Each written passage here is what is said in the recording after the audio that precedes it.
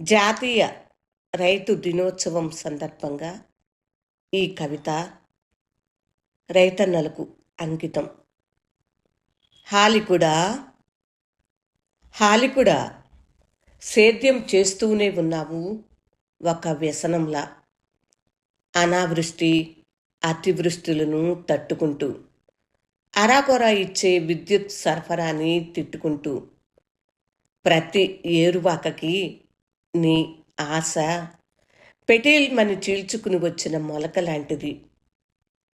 చేదోడు వాదోడు కాలేని ఎద్దుపుండు లాంటి పంట రుణాలు, కారం జల్లినట్లు ఉండే పంటల బీమాల సాక్షిగా నీ కండల్లోని సారాన్ని కరిగిస్తూ, అలవాటైన స్వేదాన్ని చిందిస్తూ, ఋతుపవనాలు, నకిలీ విత్తనాలు, సముద్రపు నీళ్లలాంటి నేతల వాగ్దానాలు, ఎండమావి లాంటి ప్రాజెక్టు నిర్మాణాలు దోబూచులాడుకుంటున్నా, మొక్కవోని విశ్వాసంతో ఆరుగాలం కళ్ళల్లో ఒత్తులు వేసుకుని పండించి, దళారీల గాదెలు నింపి, నీ ఇంట దుఃఖరాశులు నింపి, నీ వారికి వెన్ను చూపించే దేశానికి వెన్నుముకవి నీ ఉనికి పదిలం.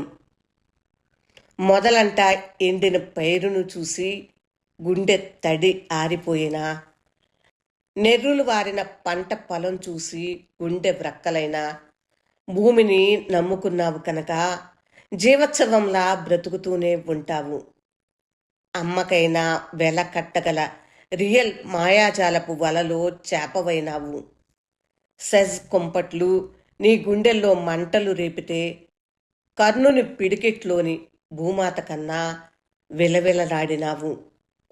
పరిహారం అందించని ధృతరాష్ట్రుల పాలనలో శిబి చక్రవర్తివైనావు. గుత్తకైనా సాగు చేసుకునే చిన్న కమతగాడివయ్యావు. ఎన్ని కష్టాలైనా నీవు బ్రతుకుతూనే ఉండాలి, అందరినీ బ్రతికించేందుకు. హరిత విప్లవం సాక్షిగా హరితం కాలేని నీ బ్రతుకు ఆఖరికి ఉరికొయ్యకి వేలాడుతుంది, దుఃఖరాశులు నింపుతూ. హాలికుడా, జాతి ప్రేమికుడా, నీకు వేల వందనాలు, వేల వందనాలు. వనజా తాతినేని కవిత ఇది. విభిన్నమైన కథలు, కవిత్వం కోసం ఛానల్ని దర్శించండి.